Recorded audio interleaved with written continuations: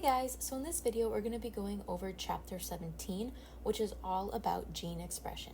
So we know that the information content of genes is in the form of specific sequences of nucleotides that we have along the DNA strands. We know that the DNA that is inherited by an organism, it leads to specific traits by dictating the synthesis of proteins and of RNA molecules that are involved in protein synthesis. So in other words, proteins, they are the link between our genotype and our phenotype. So I'm going to start by defining gene expression. So it is the process by which DNA directs protein synthesis. And this happens in two major stages, which are transcription and translation. So when we're looking at the figure on the slide, it's illustrating this really important concept about how our genes specify proteins and how those proteins shape an organism's phenotype. On the left side, we see the genotype. This is the organism's actual makeup, its actual genetic makeup. So it is the sequence of DNA letters that codes for everything in the body. And on the right side, we have phenotype. Phenotype, they are observable traits such as height, eye color, blood type, and even how efficiently an enzyme is going to work. But what happens in this space here in the middle between our genotype and our phenotype? As a bridge between genotype and phenotype, we have gene expression. That's going to be where DNA is going to be first transcribed into RNA, and then that RNA is going to be translated into a protein. And then those proteins go on to perform essential functions in the body, which is going to lead to physical traits.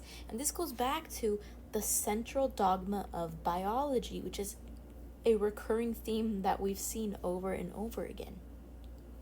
It states that DNA makes RNA.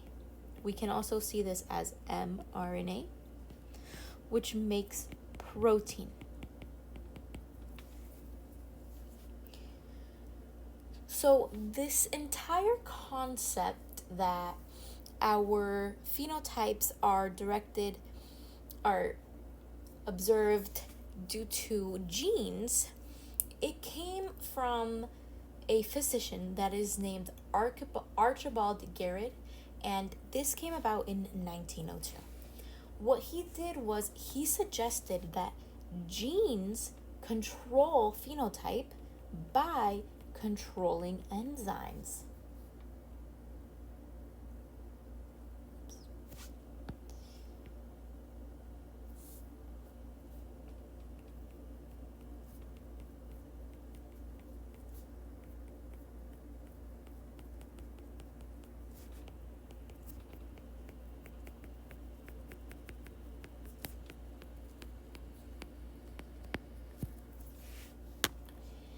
He was studying this rare disease called alkaptonuria, and what happens is that when people that are affected with it, their urine, it turns black when it's exposed to air. And what he discovered was that these individuals, they were missing an enzyme that normally breaks down a chemical called alkapton. And it was one of the first examples that actually linked genes to enzyme activity. It laid the groundwork for what we now call the one gene, one enzyme hypothesis. And decades later, his ideas were confirmed by research, and that completely evolved into our modern understanding of gene expression. So genes, they provide the specific instructions for making specific proteins. They don't build proteins themselves. They are the blueprint for proteins. But how is it that from DNA, which is stored inside of our nucleus, we get a functioning protein that can be working in the cytoplasm or in any other area, such as embedded in a membrane. That's actually where RNA comes in. RNA is the bridge between DNA and proteins. It is basically, RNA acts as a bridge between DNA and the machinery that builds proteins. And we know that RNA is chemically similar to DNA, but we do have a few differences. In RNA, we have a sugar that is called ribose. In DNA, the sugar is called deoxyribose.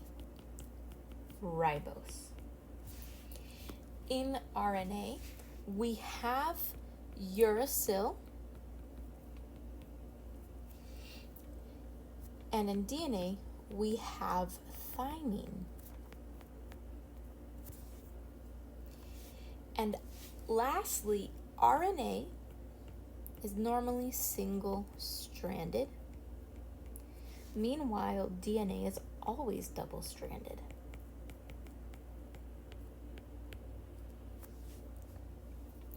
So regardless of if we are going to be talking about DNA or RNA, they're both made up of 4 nucleotide monomers. And these nucleotides, they function like letters in an alphabet.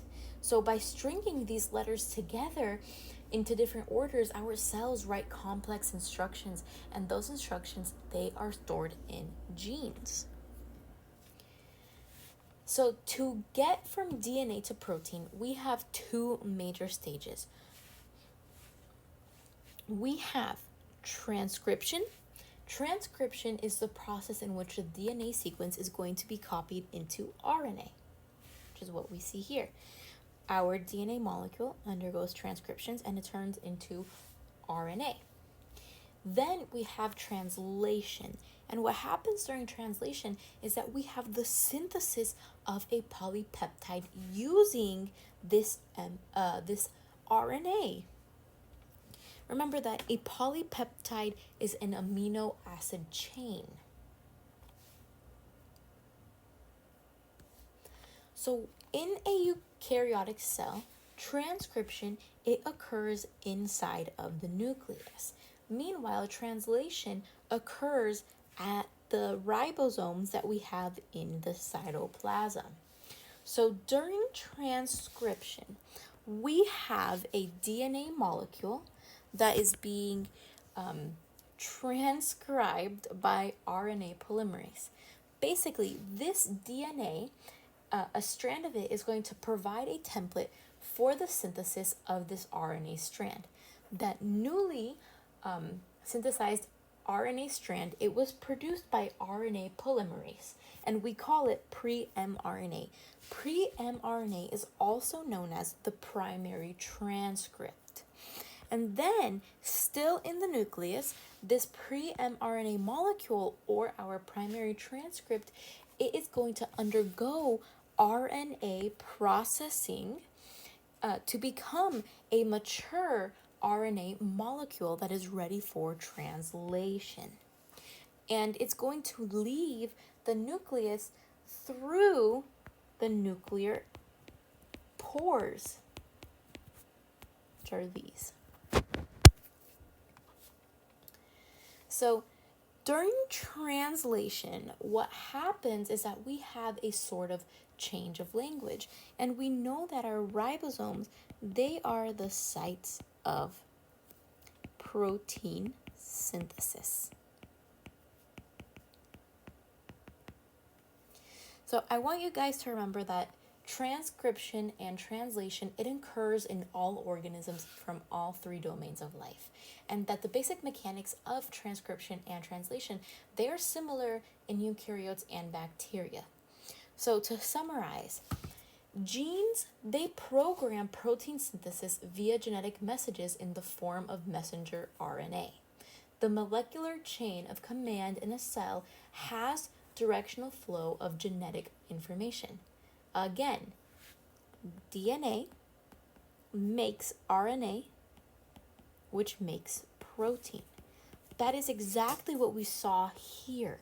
We had started with this DNA molecule that after it underwent transcription, it turned into RNA. And then this RNA molecule, it left the nucleus into the cytoplasm and it underwent translation where it created this polypeptide chain, which ends up being a protein.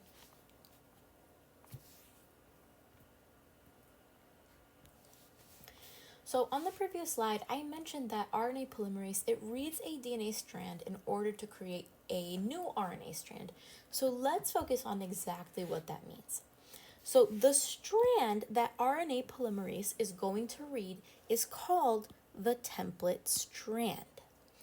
It's important to remember that RNA polymerase is going to read the DNA template in the 3 to 5 prime direction. And that means that when it builds RNA, it's going to build it in the 5 prime to 3 prime direction. And that is consistent with how nucleic acids are always synthesized. So RNA polymerase,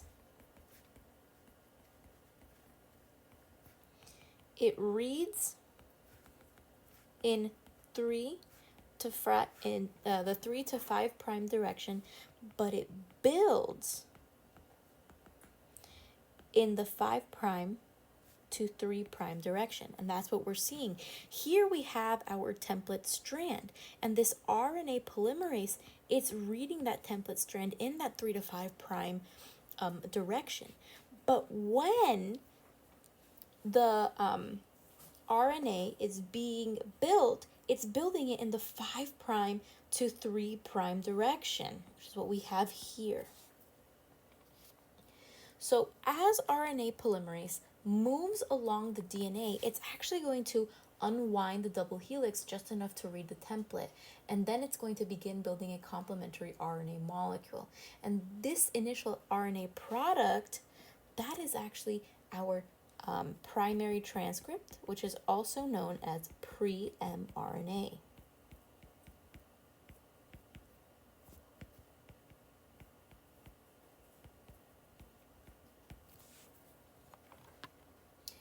But if we're only using one strand of DNA, what's happening to the other strand? So that other strand, it is not used by RNA polymerase. It is called the non-template strand, and RNA polymerase completely ignores it during transcription. But it still has a name, and we can also call it the coding strand. Why? Well, we can also call it the coding strand because the coding strand's sequence is going to perfectly match the mRNA sequence, except that it's going to use thymine instead of uracil. So just keep in mind that both the template and non-template strands are DNA. Only the template strand is transcribed into RNA, but the coding strand gives us a useful reference for what that mRNA molecule is going to look like. So now we have to talk about the genetic code. We can think of the genetic code as the language that is going to connect nucleotides to amino acids. So you might wonder why codons have 3 bases. Why not 2 and why not 1? Well, if the genetic code was made up of single nucleotide letters, then we would only get 4 combinations. And that is really not enough to cover all of our 20 amino acids. If we used a pair of nucleotides, okay, so here, if we had single nucleotide letters, we would only have 4 because we would have adenine, we would have uracil, we would have cytosine, and we would have guanine. If we used pairs, such as A, U, C, G, GU, we would only get a total of 16 combinations, and that is still not enough for all 20 amino acids that we have.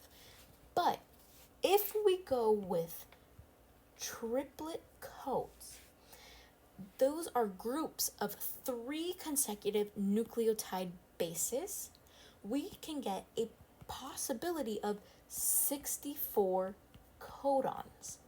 And that's more than enough to specify for all of the 20 amino acids, and we even have room left over for these really essential start and stop signals. So these triplet codes, they are the smallest units of uniform length that can code for all of the amino acids that we need in order to make a protein. The genetic instruction for a polypeptide chain, it is written in DNA as a series of non-overlapping 3 nucleotide words. And that's exactly what we're seeing here. We have 3 here, 3 here, 3 here, and every single time we have 3, it's separated. Every single time that we see 3 nucleotide bases together, that equals a codon. So during transcription, these bases, they are going to be copied into mRNA, and then during translation, they are going to be used to build an amino acid chain. And it's really important that we remember the mRNA base pairing rules. What this says is adenine pairs with uracil, thymine pairs with adenine, cytosine pairs with guanine, and guanine pairs with cytosine.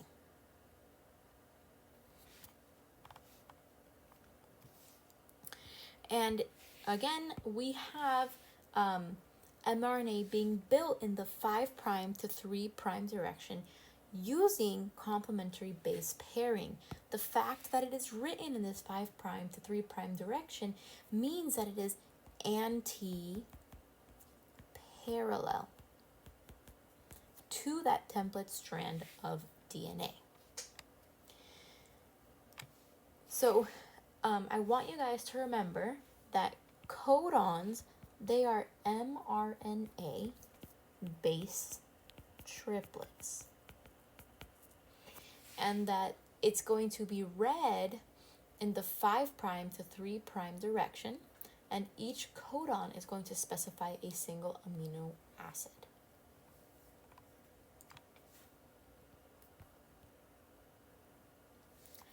So now that we've talked about codons and a little bit about mRNA transcription, we have to move on to how it is that these codons are actually read during translation. So to begin, we have a total of 64 codons in our genetic code. 61 of them are going to code for specific amino acids. But something important to remember is that not all codons code for an amino acid. We have 3 codes that are going to specify stop signals. Our stop signals are UAA, UAG, and UGA. And we also have this really important one, which is called AUG. AUG is going to serve 2 purposes. It is going to code for the amino acid methionine, and it's going to act as a start signal. It's going to act as a start codon, signaling where translation should begin. So something else that I want to talk about is the genetic code being degenerate. And what I mean about the genetic code being degenerate is the fact that it is redundant without ambiguity. When we are talking about redundancy, what I mean is that we have multiple codons that are going to code for the same amino acid. But we have no ambiguity, and what that means is that each codon is only ever going to specify one amino acid, and that is going to make our code reliable and consistent. So the last thing that I want to talk about is the reading frame. So when our ribosome starts to translate, it needs to know where to start reading, and that starting point is going always to be our AUG start codon. So from the moment that we get to AUG, from that point on, the mRNA is reading in non-overlapping triplets that consist of 3 bases, which is read as a codon, and that is what is called the reading frame. If the ribosome starts at the wrong nucleotide, even if it's only 1 base off, it's going to throw off an entire sequence.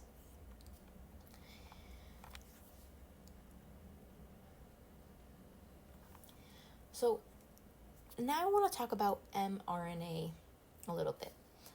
mRNA is the molecule that is going to carry genetic information from DNA to the ribosome, and the ribosome is where proteins are made.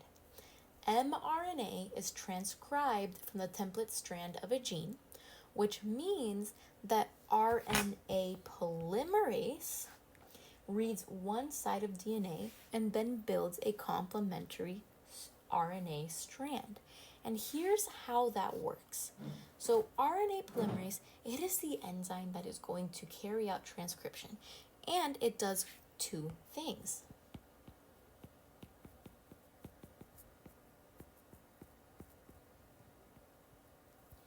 It is going to unwind DNA template strand. Well, not template strand, but it's going to unwind our DNA strands. And then it's going to add RNA nucleotides to the complementary DNA template strand. And just like DNA polymerases, RNA polymerase only works in one direction, assembling the RNA strand 5' to 3'. A big difference between RNA polymerase and DNA polymerase is that RNA polymerase does not need a primer. So we have specific sequences in DNA that act like signposts, and those sequences are going to tell RNA polymerase where to start, and that is called the promoter. And it's also going to tell RNA polymerase where to stop, and that is known as the terminator. The transcription unit is the stretch of DNA that was transcribed into RNA.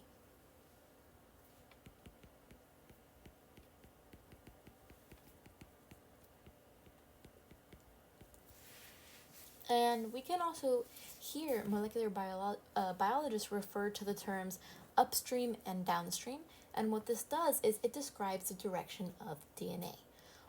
The direction that RNA polymerase moves in, that is called downstream. So RNA polymerase is downstream. The opposite direction of RNA polymerase moving is called upstream.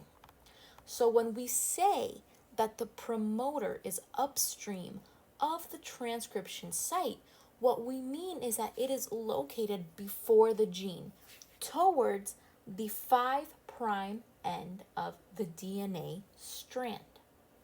And the terminator is going to be downstream, closer to the end of the gene.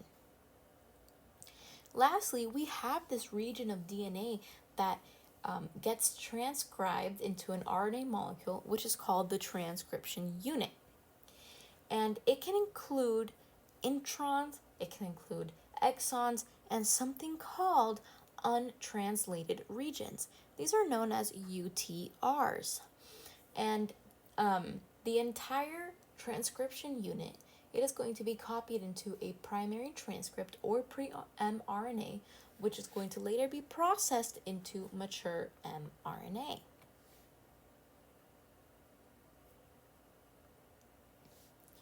So the promoter is going to determine which strand of DNA serves as the template, and it's going to contain this transcription start point.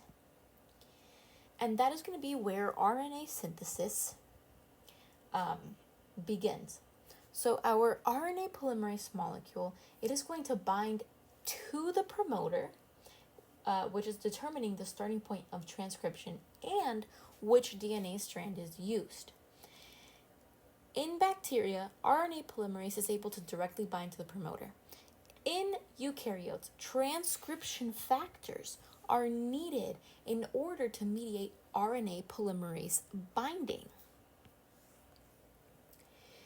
Once these factors, which are these, once these transcription factors, once they bind, then RNA polymerase is able to attach and form the transcription initiation complex. A very important part of the eukaryotic promoter is something called the Tata box. This Tata box is going to help position the transcript machinery. So basically, the promoter determines template strand and start point. Let me write this down.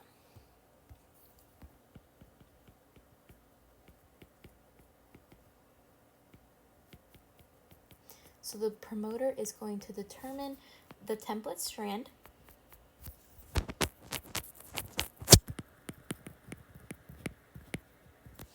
and starting point.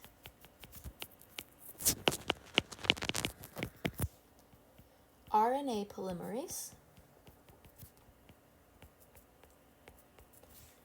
binds to the promoter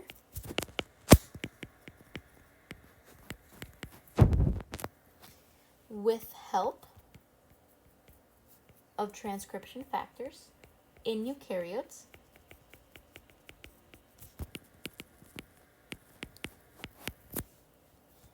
and the transcription initiation complex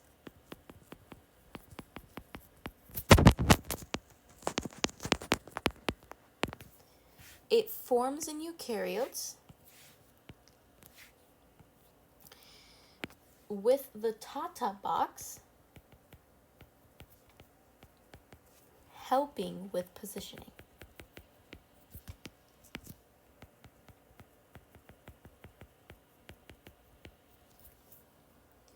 So this process is really essential for the initiation of gene expression.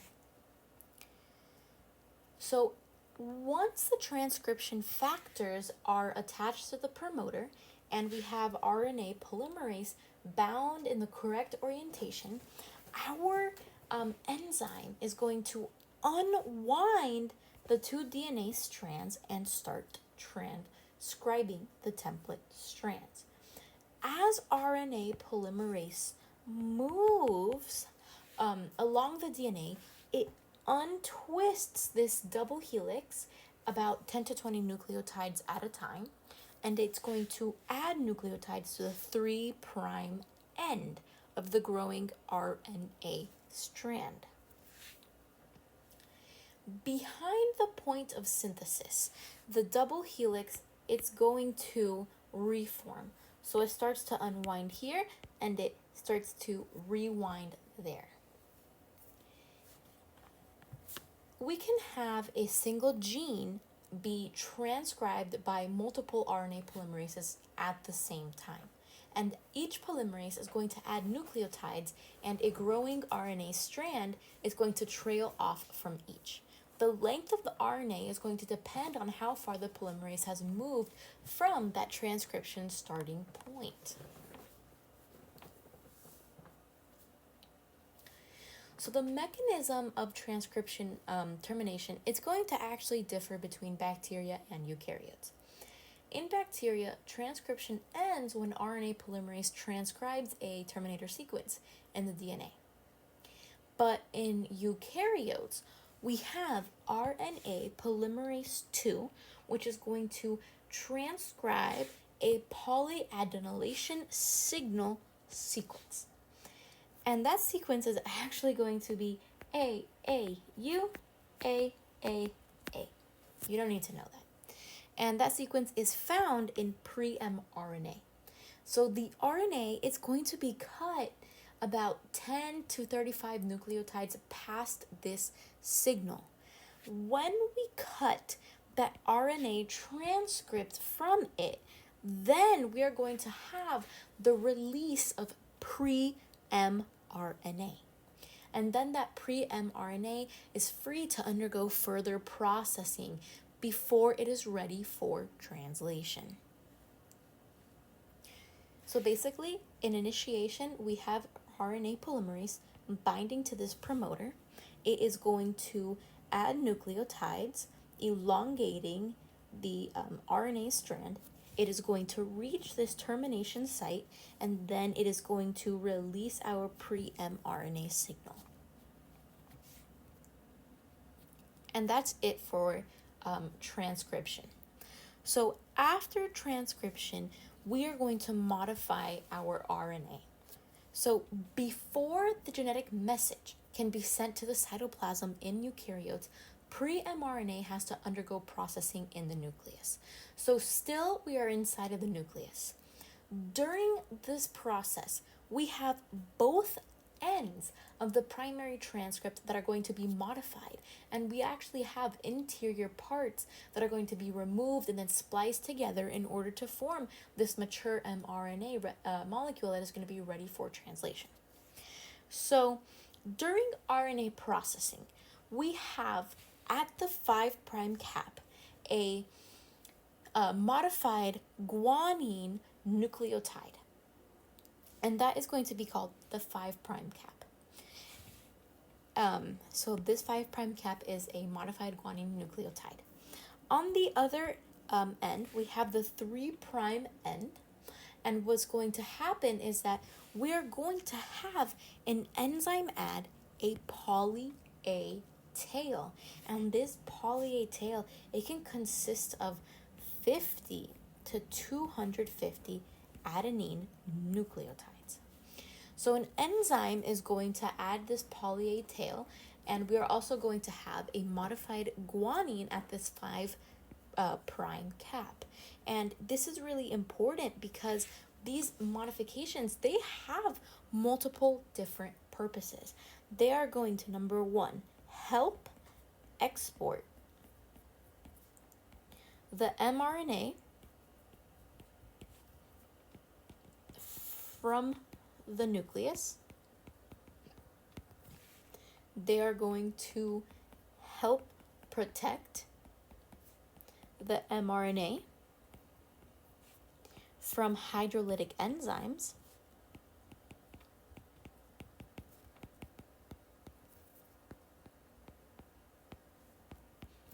And they are also going to assist in ribosome attachment.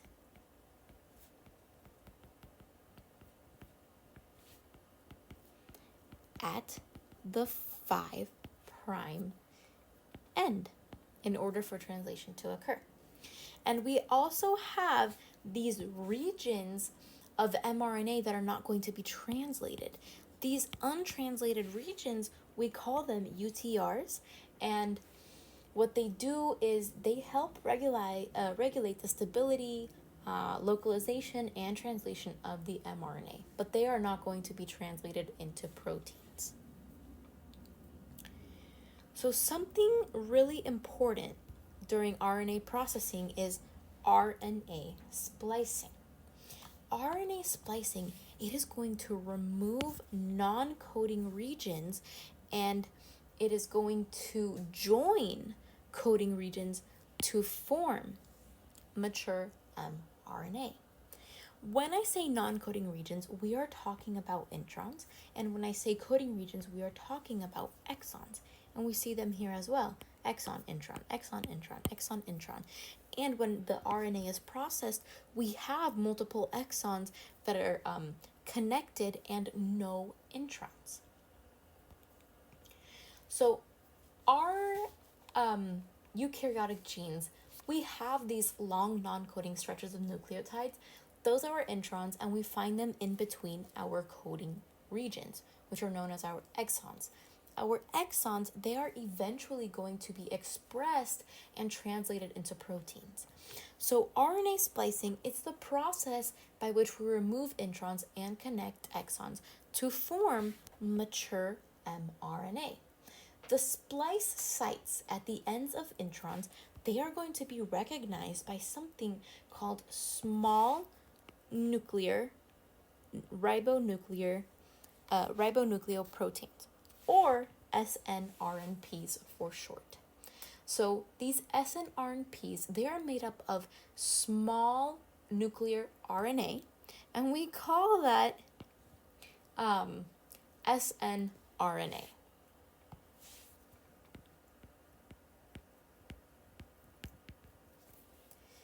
And proteins.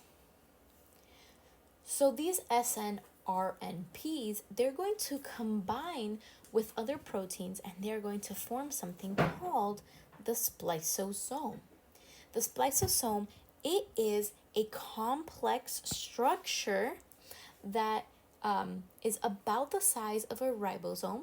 Our spliceosomes, it is going to interact with intron regions, which is this light orange color.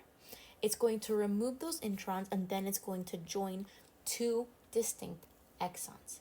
Our snRNAs help catalyze the process, and they are involved in spliceosome assembly and splice site recognition. Some chapters ago, I mentioned that we have ribosomal proteins and that we also have DNA proteins. Well, I said that in that chapter we're only going to be talking about our DNA proteins, and that later on we're going to be talking about our RNA proteins. And finally, we've gotten to them. These are our ribozymes. Ribozymes, they are RNA molecules that function as enzymes. The concept of RNA molecules having this catalytic role, it emerged from that discovery of ribozymes, which are RNA molecules that act like enzymes. In some organisms, RNA splicing, it can happen without proteins or additional RNA molecules. Basically, that intron RNA itself is going to function like a ribozyme and it's going to catalyze its own excision. But the discovery of ribozymes, it challenged the idea that all biological catalysts are proteins. And there's 3 properties of RNA that actually allow it to function as a ribozyme. The first is that RNA is single-stranded, so it can fold into specific 3-dimensional structures through base pairing, which is really important to catalysis. Some RNA bases, they contain functional groups that are going to participate in catalysis.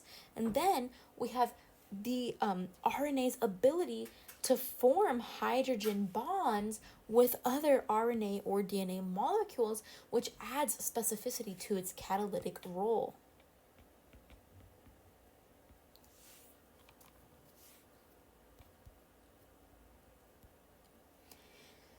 So while most introns don't have clearly defined functions, some contain sequences that can help regulate gene expression or influence the final gene product. A key reason that introns matter is that they're going to allow for something called alternative RNA splicing. This means that one single gene can produce more than one polypeptide. So one gene can produce multiple polypeptides. And this varies. It depends on which RNA segments are kept as exons during processing. This is going to increase protein diversity by allowing a single gene to produce different protein products. Findings from the Human Genome Project, it supports this idea. So supported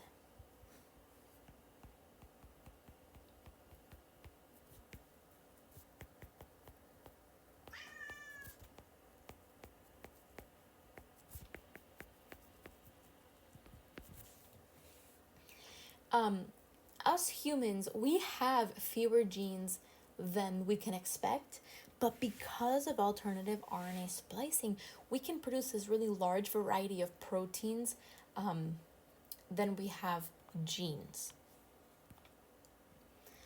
So a lot of proteins, they have something called a modular structure that has distinct domains that are going to carry out specific functions, like an active site or a membrane binding region. Modularity is partly due to the presence of our introns, which supports this process called exon shuffling. Our introns, they are going to provide space for crossing over during meiosis without disrupting coding sequences, increasing the chance of creating new combinations of exons. Exon shuffling, it can result in proteins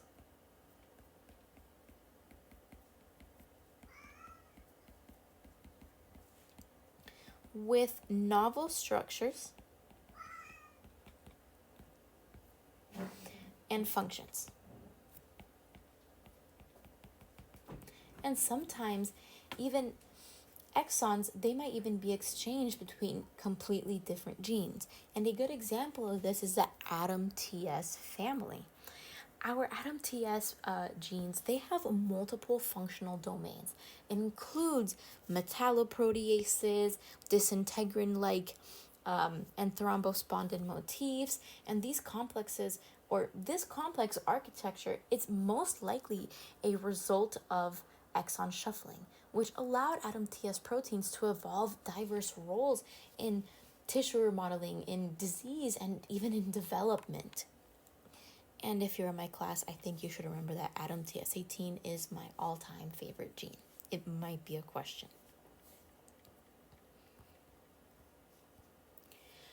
So in the process of translation, we have a cell translates a genetic message and builds a polypeptide. The key interpreter in this process is transfer RNA. Transfer RNA, it is going to bring amino acids from the cytoplasm to the ribosome. Our cells, they maintain a supply of all 20 amino acids, either by making them or by absorbing them from the environment. And each tRNA molecule, it has two components. It has a specific amino acid that is going to be attached at one end, and it has an anticodon at the other end. This anticodon, it is going to base pairs with a matching codon that we have on mRNA. So when we're looking at the figure, this is our tRNA. At one end, we have our amino acid, and at the other end, we have the anticodon. And this anticodon is going to be complementary to our mRNA sequence.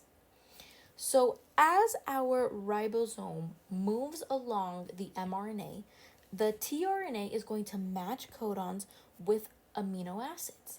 And the ribosome links these amino acids into a growing chain. So basically, tRNA, it acts as a translator that is going to be converting the nucleic acid language of codons into the amino acid language of proteins. So like other RNAs, tRNA, it is also transcribed from DNA. Each tRNA is about 80 nucleotides long, and it folds into a three-dimensional shape. tRNA, let's draw it out. So tRNA, it has an anticodon loop that base pairs with mRNA codons, and it also has an attachment site. This attachment site is always going to be at the 3' end for its specific amino acid. So if we look at what a tRNA molecule actually looks like, what happens is that down here, we have this anticodon loop.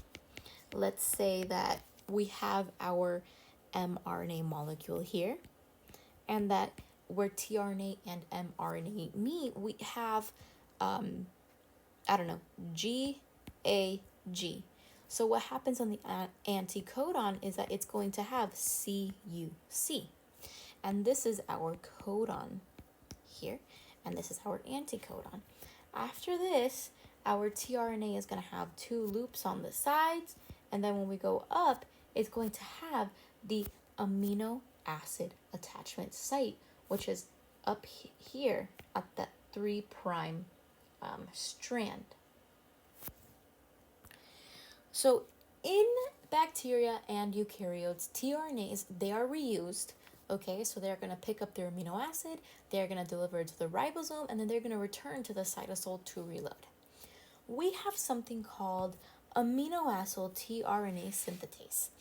And these are enzymes that are going to match that correct amino acid sequence to each tRNA.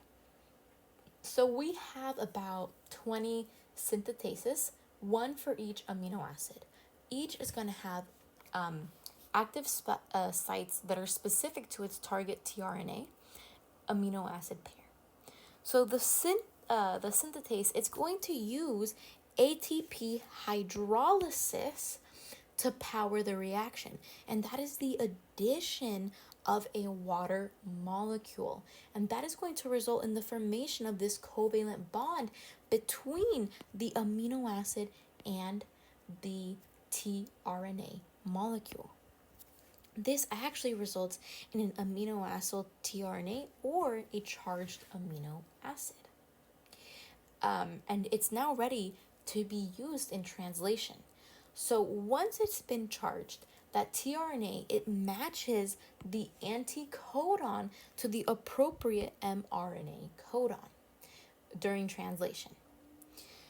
So even though we have 61 codons that specify amino acids, our cells actually only use about 45 tRNAs due to something called wobble. Wobble is this flexible base pairing that we find at the 3rd codon position, right? So the 3rd codon position. And what that does is that it allows one tRNA to recognize a variety of codons. And wobble, it explains why we have synonymous codons for the same amino acid that only differ at that 3rd base. So our ribosomes, they are the site of translation. They are the site of protein synthesis. Our ribosomes, they are the molecular machines that bring everything together during protein synthesis. They facilitate the specific matching of each tRNA anticodon with the correct mRNA codon. And each ribosome has 2 subunits. It has a large subunit and it has a small subunit. They are both made up of rRNA. So they are going to be made up of ribosomal RNA, and they're also going to be made up of proteins. So in our eukaryotic cells, these subunits, they are going to be assembled in the nucleolus. Our rRNA genes, they are going to be transcribed, they're going to be processed, and they're going to be combined with proteins that are imported from the cytoplasm to create our ribosomal subunits. These subunits, they are then going to be exported to the cytoplasm through nuclear pores. In bacteria and eukaryotes, the small and large subunits, they will only come together when an mRNA molecule is binded to it.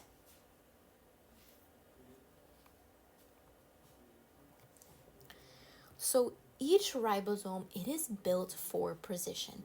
It has 1 binding site and 3 tRNA sites. The P site, it is the peptidyl tRNA binding site, and it's going to hold the tRNA with the growing polypeptide chain. The A site is the amino acid RNA binding site, and it's going to hold the tRNA with the next amino acid. And then the E site, which is the exit site, it is where discharged tRNAs exit the ribosome. So the ribosome keeps the mRNA and tRNA aligned and in position. It catalyzes the formation of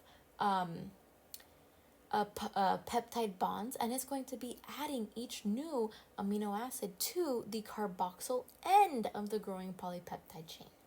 As our chain elongates, it's going to exit through an exit tunnel that is found in the large subunit of the ribosome, and then it's going to be released into the cytosol once it is complete.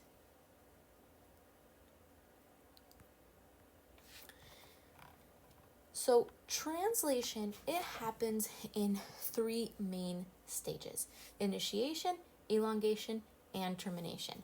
We're going to talk about termination in the next slide. So all three steps, it relies on protein factors in order to assist the process. And then both initiation and elongation, they both require energy, which comes from GTP hydrolysis.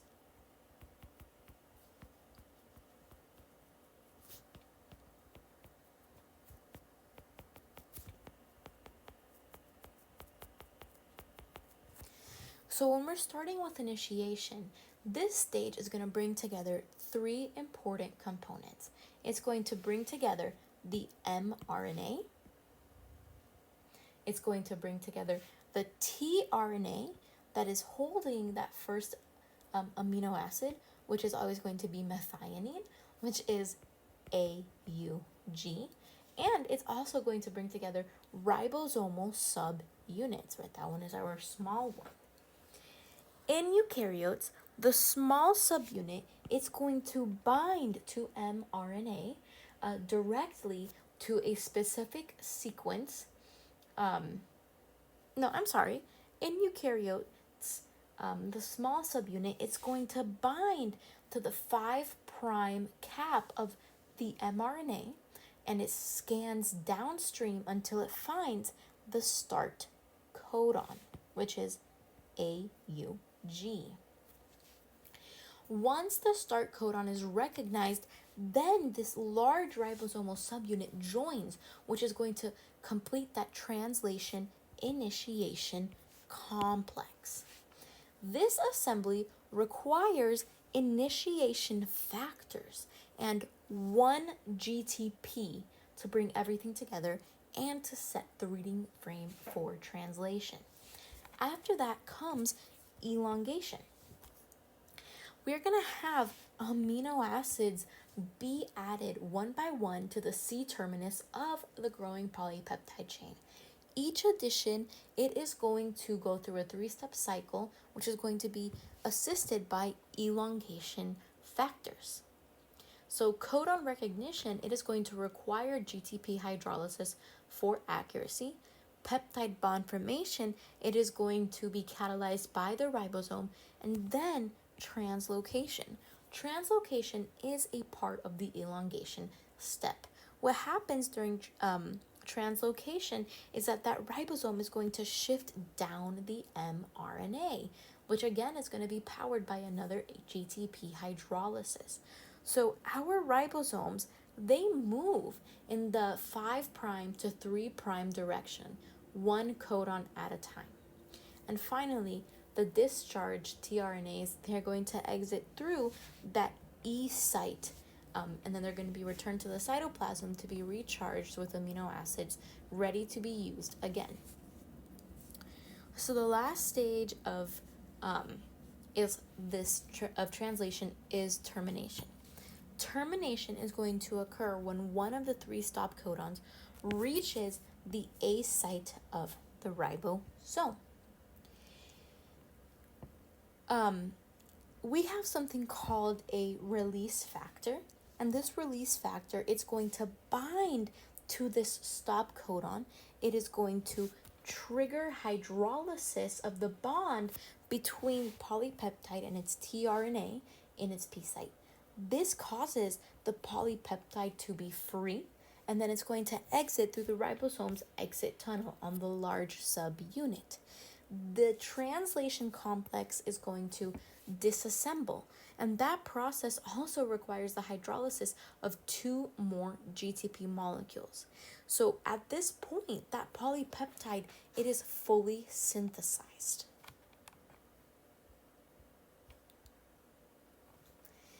So folding and modification of a protein follows translation. After a polypeptide has been synthesized, it is going to spontaneously fold to its 3-dimensional shape, which is really important for function. Remember that the primary structure, which is the order of amino acids, it determines how that polypeptide folds into its secondary and tertiary structures. So sometimes that folding process, it requires help from something called chaperonin proteins. They're also known as chaperonins, and these chaperonins, essentially, they just help that polypeptide to fold properly. Essentially, we can think of chaperonins kind of like containers in which the polypeptide is going to enter, and it's just going to make sure that it is properly folded. So in addition, our proteins, they might also require something called post-translational modifications before they can perform their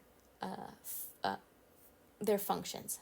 And these modifications, it can include things like the additions or the removal of things like sugars, lipids, and phosphate groups to specific amino acids in the protein. We have enzymes that can remove these amino acids from the leading amino end of the polypeptide chain, which is going to alter its final form.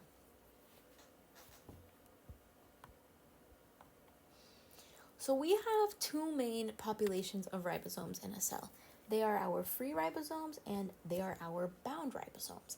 Our free ribosomes, they are going to be suspended in the cytosol, and they are responsible for making the proteins that are going to function within the cytosol itself. On the other hand, we have bound ribosomes. These bound ribosomes, they are attached to that cytosolic side of the endoplasmic reticulum or the nuclear envelope. These ribosomes, they are involved in protein synthesis that are either part of that endomembrane system or meant for secretion. Even though our free and bound ribosomes have completely identical structures, the location within the cell depends on the type of proteins that they are synthesizing. In all ribosomes, translation, it begins in the cytosol. But proteins, they are destined for the endomembrane system or for export. And they have a specific signal peptide at or near their leading end. So we have something called a signal recognition particle. This is called an SRP. This SRP is going to bind to a signal peptide that is at or near that leading end, and then it's going to escort it alongside its ribosome to a receptor protein in that ER membrane.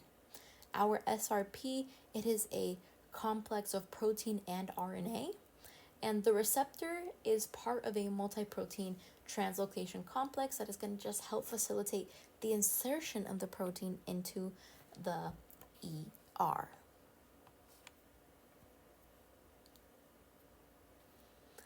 So mutations, they are changes in genetic material of a cell or a virus. They are the ultimate source of new genes, and it drives genetic variation and evolution. So we have mutations that can vary in size. When we have large-scale mutations, it affects a long segment of DNA. And this can include things like translocations, duplications, and inversions. And then we have point mutations. Point mutations are small changes that affect specifically one nucleotide pair in a gene. And even though these are smaller changes, it can still have really significant effects. I mean, think if a point mutation occurred in a gamete, which you guys remember is a sperm or egg cell, or if this point mutation occurred in a cell that produces gametes, it's going to be passed on to future generations. And that is how genetic variation is going to be introduced into a population. Sometimes mutations have negative effects on an organism's phenotype, and it can lead to what we call a genetic disorder or a hereditary disease. So we have something called nucleotide pair substitutions. They are a type of point mutation where one nucleotide pair is replaced by another. Some of these nucleotide pair substitutions, they do not affect the function of the protein, and that's because of the redundancy of the genetic code. In particular, we have a silent mutation. When we have a silent mutation, the change in the DNA sequence does not alter the resulting protein. So here we had T, A at the mRNA level, but we still produced lysine. When we had the wild type, the normal, the correct strand had a C and a G at the end of that codon. But we have mutations that do change the protein. We have missense mutations. And what happens in a missense mutation is that it results in a change of one amino acid for another. So whether we're talking about conservative or non-conservative, we don't really have to know that. We started off with TTC and we ended up with TCC and TGC. This caused the original protein level, which was lysine, the original amino acid lysine, to become arginine or threonine. We changed one amino acid for another. And a lot of the times, this has a small effect on protein function, especially if the amino acid that we substituted is similar to the amino acid that we were meant to end up with. However, in some missense mutations, this can cause major changes in the protein. If we have a change at a really important area like the active site of an enzyme, it can really drastically affect its function. And even in some rare cases, these changes, they might be beneficial, which can lead to a protein that has an improved function or even a new capability. So nonsense mutations, what they are more harmful. In a nonsense mutation, we have a codon for an amino acid that is going to be changed into a stop codon. That is going to result in premature termination of translation. And that typically is going to result in a non-functional protein because the polypeptide is going to be truncated before it is fully synthesized. So while point mutations like substitutions can change one nucleotide pair, insertions and deletions, they often have more severe or more disastrous side effects on the protein than a substitution has. Insertions and deletions, they are more likely than substitutions to disrupt the protein because they alter the reading frame of a gene. And that is where we get to frame shift mutations. It's going to occur when that insertion or deletion of nucleotides does not happen in a multiple of 3. As a result, all the codons downstream of the mutation, they're going to be misread, and then it's going to likely encode for incorrect amino acids, which, if you remember, that is a missense mutation. And that protein is going to eventually have a premature stop codon due to that frame shift, leading to early termination of translation, which is going to result in the polypeptide being truncated and usually non-functional. And that is why insertions and deletions, that's why they tend to be much more damaging than substitutions. It's because frame shifts, they can alter the entire sequence of amino acids downstream, often leading to a completely dysfunctional protein. So when we're looking at the figure at the very top, this is the unmutated mRNA sequence. When we have a single nucleotide insertion, that's just what happens. We have ended up with a different amino acid than we meant to end up with, and then every single amino acid after that is incorrect. So mutations, they can occur either during DNA replication, during DNA repair, or during recombination. Errors in DNA replication or recombination, they can result in nucleotide pair substitutions, insertions, or deletions. In a lot of cases, errors are corrected by repair mechanisms. But in other cases, the incorrect base is going to be incorporated into the DNA as the template in the next round of replication, which is going to cause a spontaneous mutation. Oh, something I want to talk about is a mutagen.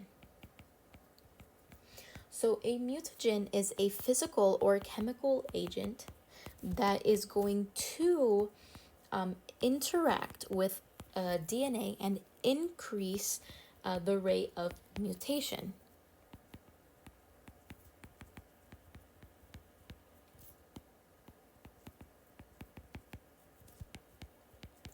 We have mutagens that can be physical, like X-rays or UV light. They can damage DNA. And then we also have chemical mutagens, and they can work in different ways. Sometimes it's going to act as a nucleotide analog, and it's going to incorrectly incorporate during DNA replication, which is going to result in base pair mismatches. So we have different ways that our mutagens can harm our DNA. So finally, what is a gene? Gene expression, it can differ across living organisms, but the gene itself is a unifying concept in all forms of life. Mendelian genetics, it views the gene as a discrete unit of inheritance. Morgan and his colleagues further refined that gene concept by assigning genes to a specific loci on chromosomes, and that established the connection between genes and chromosomes. When we're thinking about the molecular definition of a gene, we can define a gene as a specific nucleotide sequence that is within a region of DNA.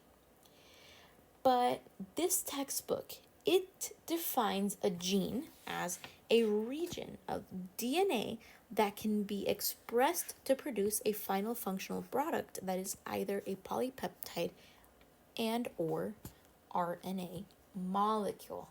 And that is a comprehensive definition for the gene. So that is all for chapter 17.